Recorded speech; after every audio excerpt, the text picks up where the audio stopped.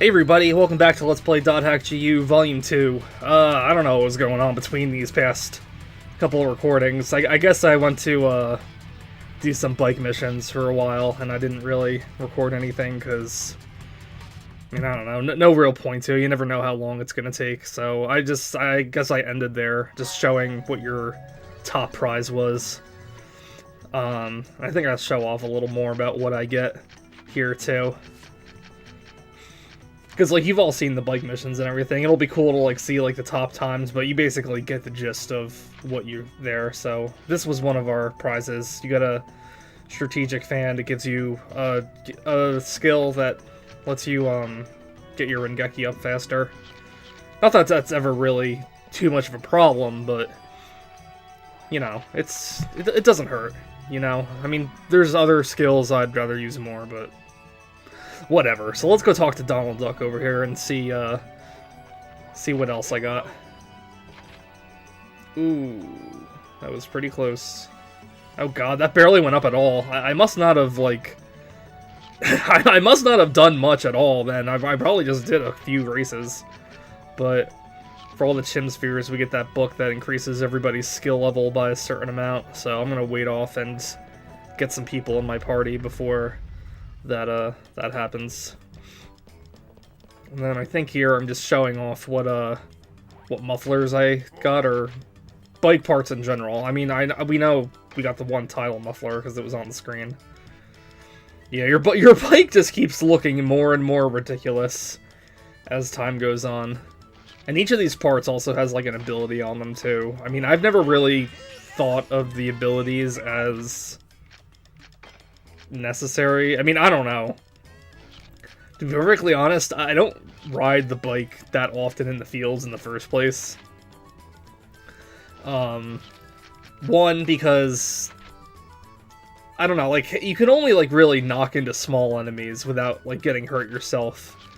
Because I don't think I really explained this before, but if you run the bike into a larger enemy, it'll damage the enemy, but then it'll also send you flying back and damage you as well.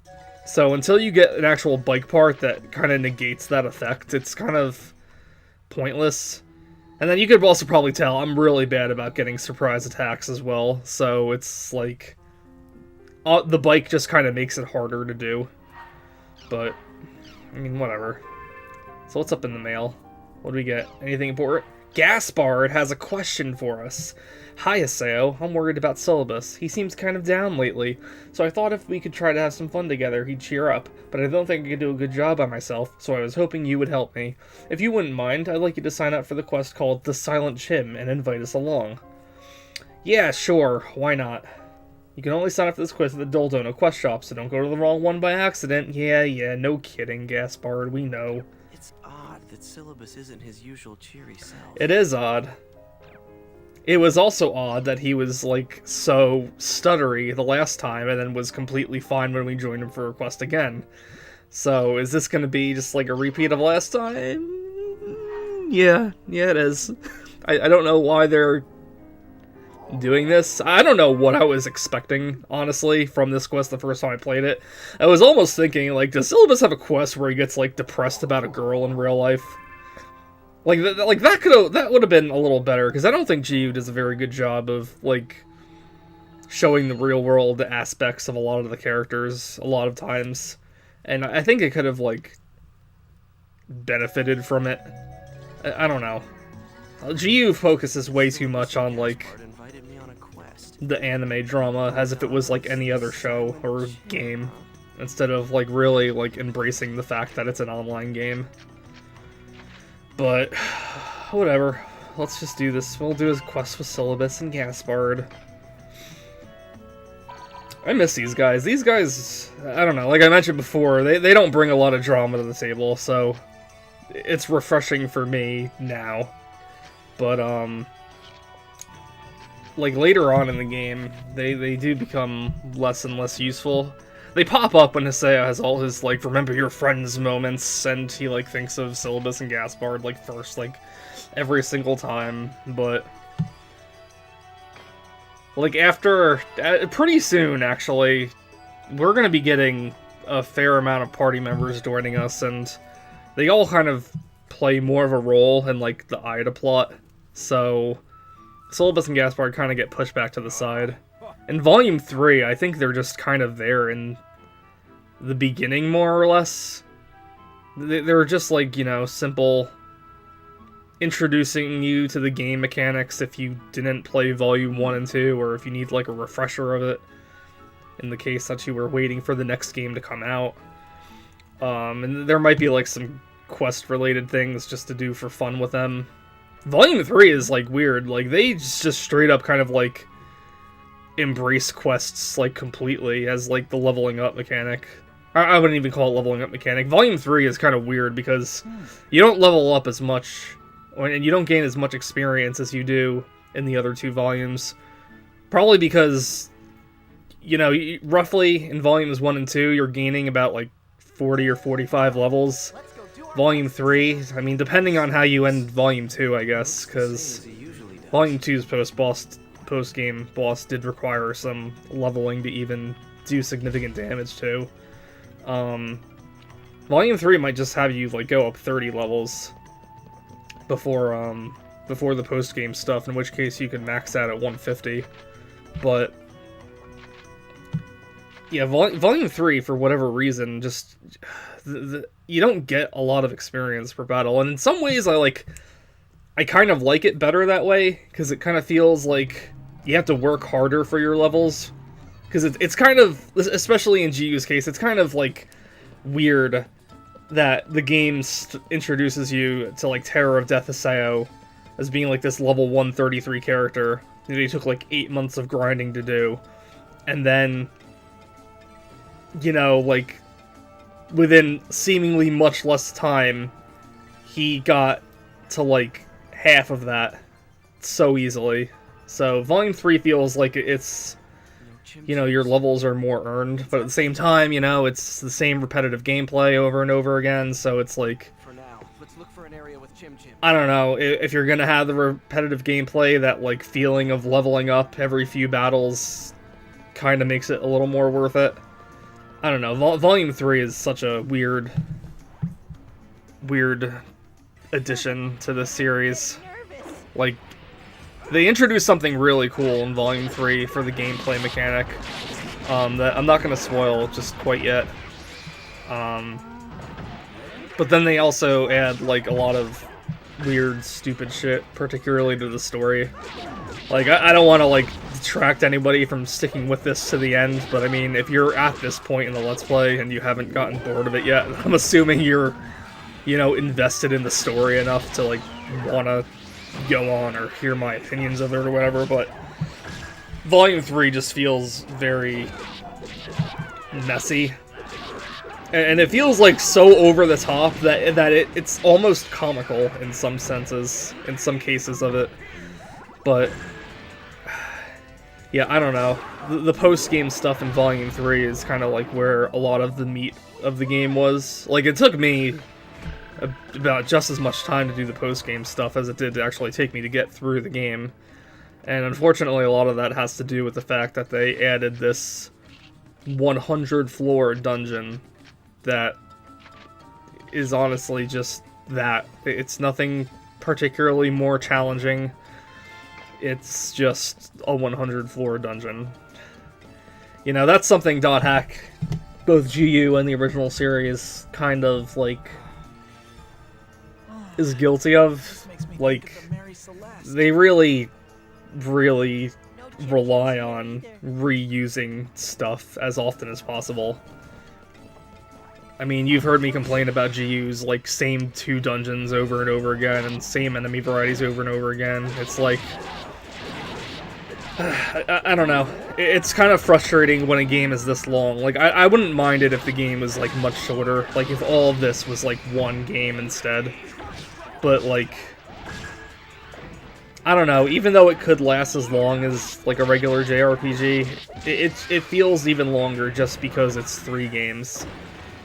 You know, just because you have to, like, repeat certain things. Like, imagine if this is one game, but you didn't have to waste your time with the side quests to unlock the Vital Vista campaign quests over and over again. Or you could skip out on any kind of tutorial things when you start up a new game again. Like, I don't know. I like the episodic feel to it, but at the same time, it's like, I would rather it not be multiple games. Like, for the PlayStation Final Fantasy games, I always kind of felt like each disc had its own episodic feel to it. Like, I feel like each disc ended on, like, a pretty big, significant story part. Like, Seven's first disc ended on Eris's death, and then the second disc ended with them, I think it was them about to go face the final boss. Final Fantasy VIII, that first disc ended with, like, the failed assassination attempt on Sorceress Adia, and Squall getting, like, impaled by ice. And the second disc, whoops. I guess I forgot. I don't know. Don't get me started about Final Fantasy VIII. Final Fantasy VIII is like such a mess, and I can see why people like Final Fantasy VIII for what it is, because like I don't think there's a lot of people that'll vouch for it being a solid, good story, but I can at least appreciate that if you like study like the gameplay enough, you can really like take advantage of certain things and cheat your way around and like just get ridiculously stupid strong on the first disc.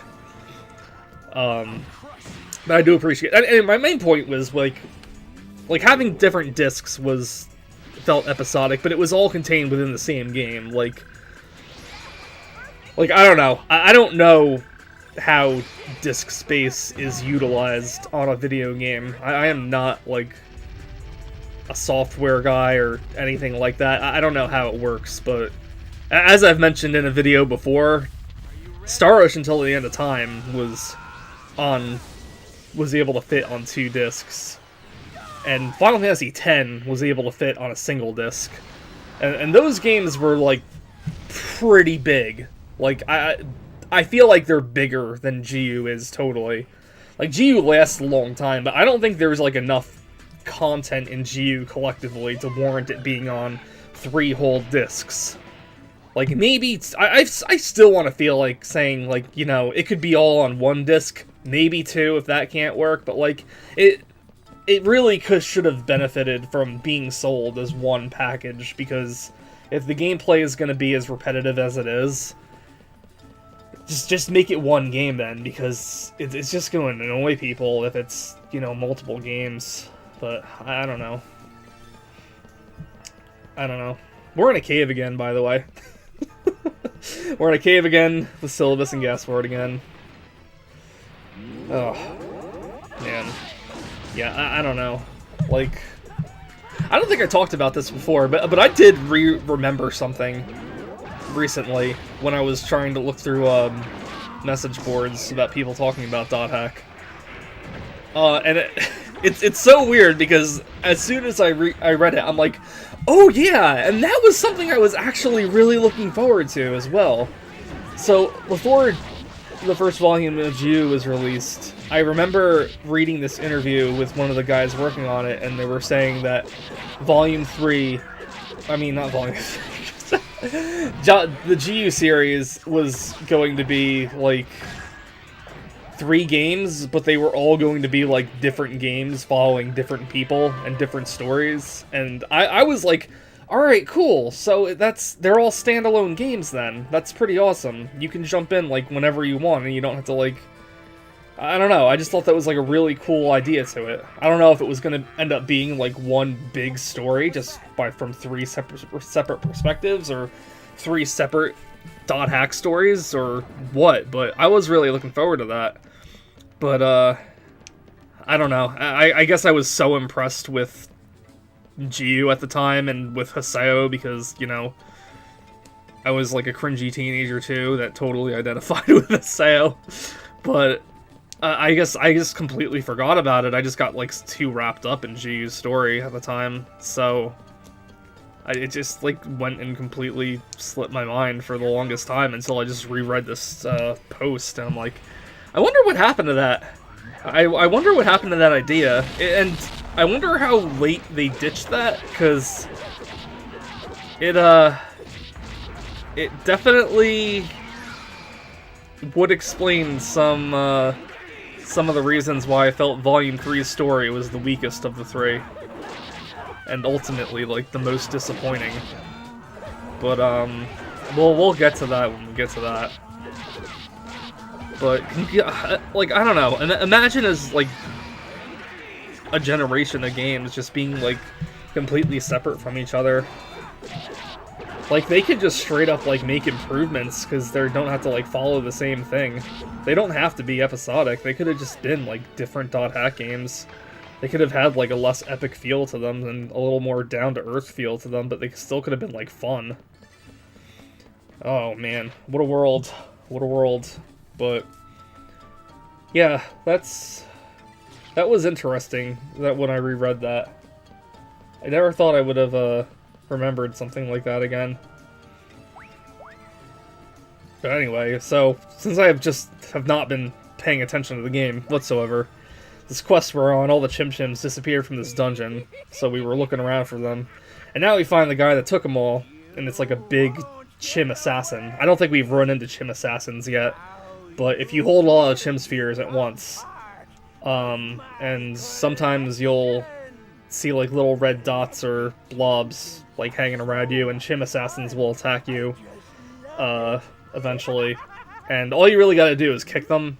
There's like a different amount that appears each time, so, like, I usually get 4, but one time I got like 6 or so, and they'll steal your Chim Chims if they hit you. And I have no problem talking over this because this guy's voice is like super obnoxious, and yeah, we're supposed to go after the Chim, but then I got into a fight. Everybody levels up. It's so satisfying when everybody levels up at the same time. You know, if they were really gonna go for, like, a regular RPG battle system in this game, rather than, like, the seamless battle start and battle end that they did in the first series, I would have appreciated, like, seeing, like, how your stats have improved when you level up.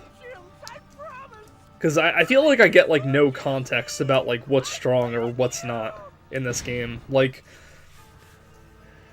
I don't know, each new piece of equipment you get only adds, like, a couple of points to your defense, and I'm like, is a couple of points a lot? It doesn't seem like a lot, but I don't know. Same thing with your attack, like, I don't really understand, like, the stats in this game, other than seeing them as a number. Like, it would have been nice to see how many points something has gone up by, just to, like, know, is this a little, is this a lot, what, but I don't know, I guess that's just kind of asking for too much.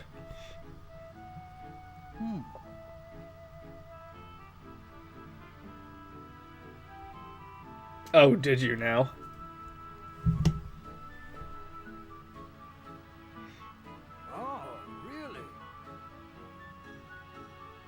Yes, we easily walked around a cave until we found the solution. Here. Yeah, so this is the Chim Sphere guy. And you'll go to him and Mac Anu to, you know, see how many Chim Spheres we've gotten throughout the game. We've done all this. Man, it is what? It is part 20 and we're just unlocking this feature. It's like, it's bad enough you have to redo these, but they just feel so unnecessary, too, at the same time. Like, I don't know. Like, I really feel like all of these, like, little things in GU were just made keeping in mind that players may have wanted to keep playing the game, but, like, wanted something to do until the next game came out. Like, I really don't feel like they had, like, replayability in mind. But I don't know, because, I mean, I'll replay RPGs again. Like, I don't mind that. I've been playing video games my whole life, and I was, like, almost solely an RPG player in high school, so I'm very used to, like, the idea of, like, replaying a long game again. But I know, like, some people, especially a lot of, like, reviewers and everything like that, are just kind of, like, that's it, once is enough, and, like, I can't blame them for that, because, you know, one long experience like this, it's not exactly the most replayable game. Dot Hack especially, like, both series, like, I don't care how short each individual game is, when you are playing, like, 3 to 4 games for, like, one whole experience again, it is kind of, like, a big time sink. Man, I don't know, like, Dot Hack feels like such a dead franchise by this point, and I feel like it never really took off very well to begin with. So, I can't say I'd, like, want, like, a new one, necessarily, especially if they're gonna go the route of, like, having it being such a big cross-media, needing to, like, view all this supplemental material to get the bigger picture kind of thing, because, like, I don't know. I don't want to flat out say I don't have time for it, it's just more like I just don't have the interest for it. But if they were going to redo a Dot Hack thing again, I really wouldn't be... I'd be kind of optimistically hopeful if they made a new, like, video game, like, with a brand new character and story. And I'd really hope that, like, it would be just, like, a single game. Especially if they were going to make it for the PS4, because, like, you know, a PS4 disc should be able to hold a game with this much content. Again, I really don't feel like there's enough content in all 3 of these games to, like, justify them being 3 different games. But, yeah, we just gave Alcade the honeysuckle thing that she made a big deal about in the last episode. Take that, Alcade, take my love! Before we end off, let's check the mail, because I don't want to start off reading mail again. So what's going on? Campaign? Oh yeah, we just did that. That quest was fun. Thanks a lot. To tell the truth, I've been feeling conflicted since I watched your arena battle the other day. You and Natalie just look so alive out there. Still, the arena's not the only adventure this place has to offer, and we can always hang out like we just did. I feel like an idiot for worrying about it now. Thanks for helping me realize something important. I really appreciate it. Feels kind of strange saying something like that now. Well, see you around. Yeah, like, Silabus wasn't upset at all during that time. What the hell? Like I said, like, sometimes I feel like the best, you know, context of anything just comes from emails. I'm gonna invite Natalie and I guess next time we're gonna be facing off against Nala now. Or that's gonna be like. Well, anyway, guys, thank you for listening to yet another rant. I'll see you guys in the next one. See you later. Bye-bye.